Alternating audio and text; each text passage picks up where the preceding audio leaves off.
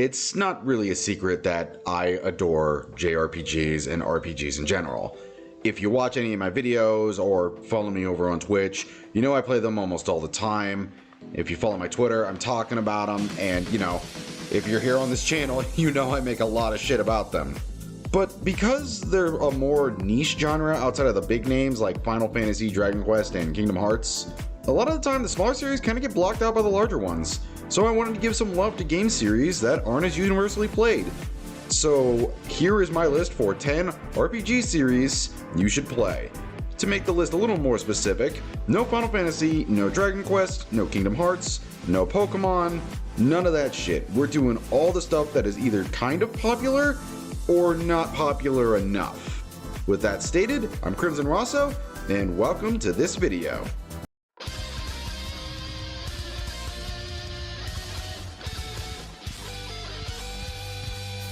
Wanted to start off nice and strong with this list, since it's, been a while. First up is, of course, my baby, Xenoblade Chronicles. Interesting thing about Xenoblade was that it originally wasn't going to come to the West. It, along with the games Pandora's Tower and The Last Story, were originally just gonna stay in Japan. But then Operation Rainfall executed and brought those three games over to the West. However, unlike Last Story and Pandora's Tower, Xenoblade ended up becoming its own series, with each game reaching some pretty high sales numbers. And those numbers certainly weren't unwarranted. Each game delivers incredibly engaging stories that grip the player with intense interest to see what's next in this long-running, gigantic journey. It also has some of the most impressive open worlds I've seen. The draw distance is something else on something like the Switch, let me tell ya. And what would a great series be without some great combat? Xenoblade has that in spades, I'll tell you that. Each game has a combat system revolving around real-time combat that flows as smooth as silk in each one. One other thing about this series is that outside of, Xenoblade X, all of the other games can be bought on the Switch, which makes it incredibly accessible compared to a few other series on this list. This series is something I could just gush about constantly, but I've got 9 other ones to get you interested in, so let's move on, shall we?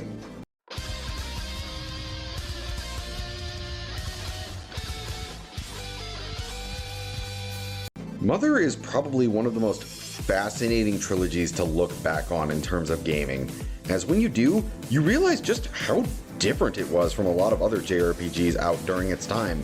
Instead of taking place in medieval lands with sci-fi touches, or different timelines that you travel between, the Mother games kept a more grounded focus on their design, as most of the time you would visit places like big malls, nightclubs, and even zoos.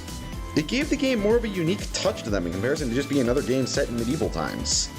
The games also put more of an emphasis on comedic moments, and the humor surprisingly hits pretty damn well even now, alongside some pretty catchy music if I do say so myself. The only thing that was similar was in their combat systems, as the Mother games utilized a turn-based combat system, although they did have their own spins that make them unique, like the mortal damage concept, and Mother 3 doing a pretty cool mechanic that allowed for some extra attacks if you followed the rhythm of the background music. Sadly though, it doesn't really seem like Nintendo is fully interested in continuing the series after 3.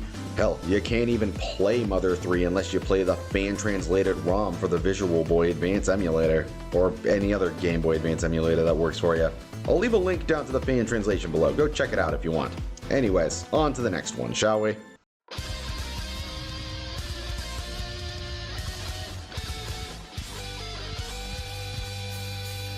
Now on to number 8. Next up on our list is the quirky and fun Tales of series. A vast collection of JRPGs that are quite different from almost every other series on this list, as the Tales of series focuses far less on turn-based combat and utilizes an action style to its gameplay, along with placing more of an emphasis on item usage and chaining fighting game style combos together in battle to create long, high levels of damage, compared to simply just relying on a party member to heal you or using one super strong attack. They also had a strong emphasis on cooking and crafting long before it became the mainstream for many JRPGs to have them. But the most endearing part about the games is the skit system, where characters have conversations about pretty much anything. And I do mean anything. It can be stuff like the villain you just defeated, it can be this emotional moment between all the characters reminiscing about how much they care about each other, Or fuck it, it can just be about them wearing swimsuits and fights, or just what food you cooked at the rest spots. It makes them all feel like genuine friends traveling together rather than just a group of individuals out to save the world. It gives them a lot more character than just having them talk in cutscenes. So if you're looking for some fun, solid action RPGs with great characters and good humor, the Tales of games are definitely for you.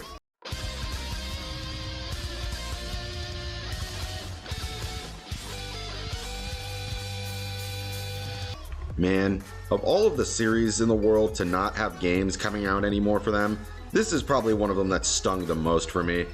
The Mario and Luigi series were about Mario and Luigi, makes sense, going through a series of turn-based RPGs that, unlike Paper Mario that was mostly on home consoles, never got any of those whatsoever.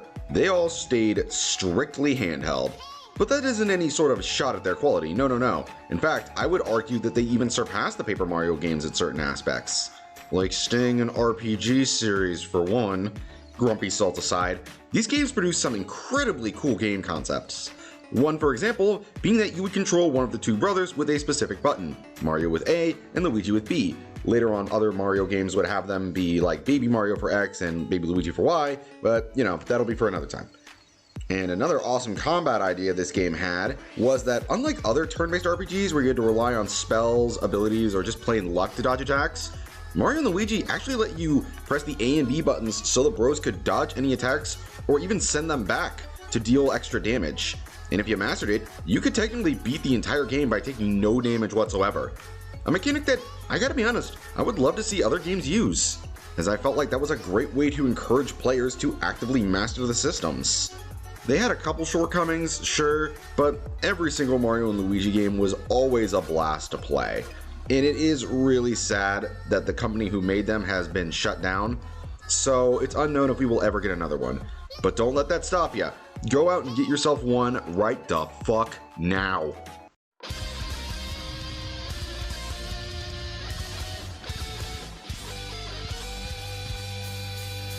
Okay, so small, tiny, little confession here for this one. I haven't played much of the Altair series outside of the Ryza trilogy, but god damn it, I want to add Ryza and her wonderful thighs to this list, so I'm doing it anyways. Plus, these are amazing games, so you can't really be mad at me for telling you to play some of the best games around. Now, the Ryza series is much more a comfort food kind of RPG. They're all very cozy, easygoing RPGs that boast some fantastic combat and some of the most likable characters around. However, what makes this game really unique to me is the alchemy mechanic of it. You see, unlike several other RPGs where you got things like weapons, items, or key items from shops or characters, Ryza, and pretty much every other Altair game in general, has a very heavy focus on you using alchemy for basically everything. Weapon, armor, healing abilities, key items, all that stuff is primarily focused on gaining them through mastery of the alchemy system. It's a mechanic that makes the alchemy aspects of the game feel genuinely tied to the game itself. If you want a easygoing, well-made, yet super fun and actually rather challenging trilogy in a fun, colorful world, working together with some of the most enjoyable cast members you can find in an RPG, Ryza is the trilogy for you. Also, the thighs make it all the more worth it.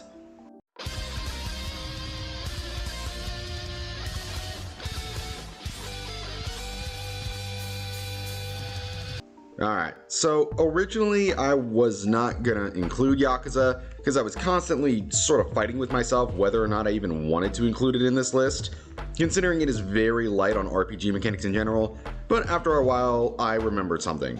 This is my list and I can do whatever the fuck I want with it, so there. Plus it is kinda labeled as an action RPG, so it kinda counts I guess.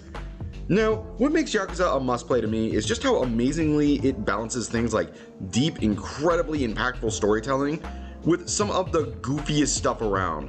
Once again, you're trying to calm a feud between the Tojo clan and the Omni Alliance, while pushing through the loss of your longtime friends and Fox family. And the next, you're turning peeing into a urinal into a minigame, or fighting a bunch of adult men in diapers with really fun action combat. Or you're racing pocket cars with children. Or distracting a group of people because a dude who pretended to be a statue needed to take a massive shit. It's a game that mixes craziness and deep seriousness better than pretty much any other franchise that's ongoing at the moment. And if you are up for some video games, Yakuza is without a doubt for you.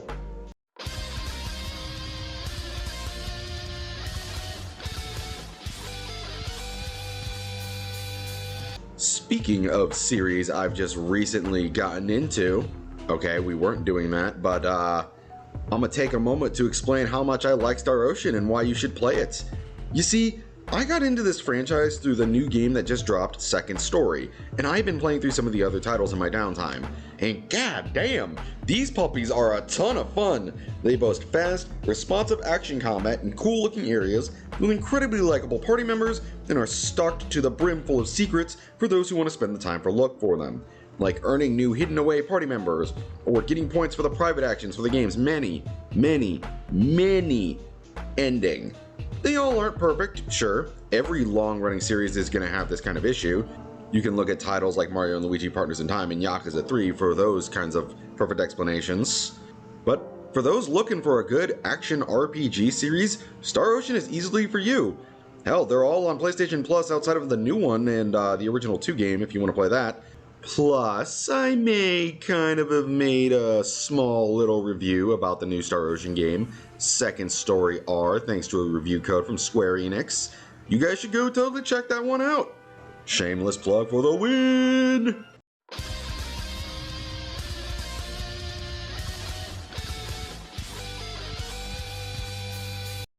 You know, fun little story here. While working on this section of the video, it kind of just hit me remembering that there was a time when Yokai Watch basically took over the fucking world. They released the first game on the 3DS and it's like overnight the franchise became a household sensation. It had gotten toys, merchandise, an anime that ran for like what, hundreds of episodes, multiple entries in its franchise, and of course, one thing that mattered more than anything, a bunch of terminally online weirdos who fought to hell and back to make it seem like this was going to be a Pokemon killer no matter what. And it all started with one small game on the 3DS. And it's easy to see how it was able to catch on as well as it did. Yokai Watch is a game that oozes endless amounts of charm and creativity, boasting likable designs of the little monsters, packaged with a pretty fun and surprisingly engaging combat system that revolves around rotating your 6 yokai in and out of battle. Adding on to this is its charming art style and very colorful looking graphics. While the games themselves weren't exactly masterpieces, they were uniquely fun with their style and gameplay, and it was more than enough to earn them a spot on this list. Kind of sad to think they may be gone forever outside of Japan, considering that it was revealed that we're probably not going to get Yokai Watch 4. But hey, maybe that new game coming out will reignite interest. I actually kind of hope so. Be interesting to see more monster catchers kind of be around nowadays, considering Pokemon's like, what, the only one that's still here?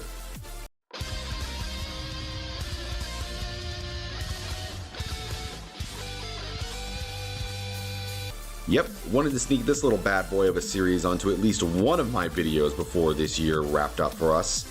The Dot Hack games are probably some of the most fascinating games out there for me, as they're in a very minor subset series of having a protagonist that's playing a video game inside a video game.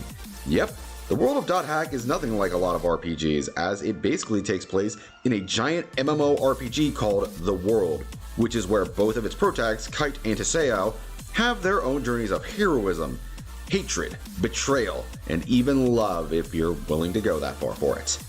If I had to pick one for myself out of both of these series, I'd recommend going with the GU games, to be honest, mainly due to them having much more polished gameplay and the fact you don't have to sell your soul to buy them, as there is a giant collection on the pretty much every console and PC at this point.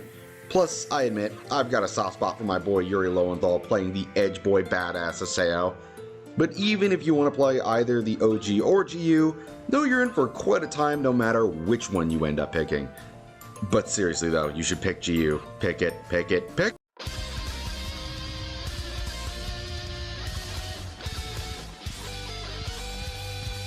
Of course we had to add Trails on this list. What, did you think I was going to make a video about RPG series you should play and not talk about one of my more recent hyperfixations? Why the fuck wouldn't I leave the one series I've fallen in love with recently for last? And I mean, it's for very good reason. When it comes to Trails, it's really just on another level of amazing. From its incredibly stellar world building, to the insanely large and super lovable cast of very, very well written characters, to the super fun and ever-evolving combat that is combined with some insane levels of customization for things like equipment or the quartz. to some of the best storytelling in an RPG franchise to date. Everything about this franchise just works so damn well that I could gush for hours and hours and hours and hours. If you're looking for another top tier RPG series to become your next obsession that just gives you a big old dose of everything you love about these kinds of titles, then the Trails franchise is very much for you. Just be ready to sink about 400 or so hours into all of it, and avoid talking with the fan base as much as you can. Trust me, you'll like the games a lot more if you do. Except for me, of course. And that, my dear friends and viewers, is the end of this video. You know, honestly, it felt kinda nice to do a video that isn't a review for once in a blue moon. Been getting a little burnout on them, so it was nice to sort of refresh myself with this. I'm probably going to start doing more of these in the future if any of you are interested. And if that is interest you, like I, said before, make sure to like and subscribe down below. Also, if you're interested, leave a comment and I might make a part 2 with that franchise in it. I'm always up for trying other series I haven't got around to, so hit me up with that sweet recommendation. Thank you all for watching, and I'll see you all next time for more RPG content.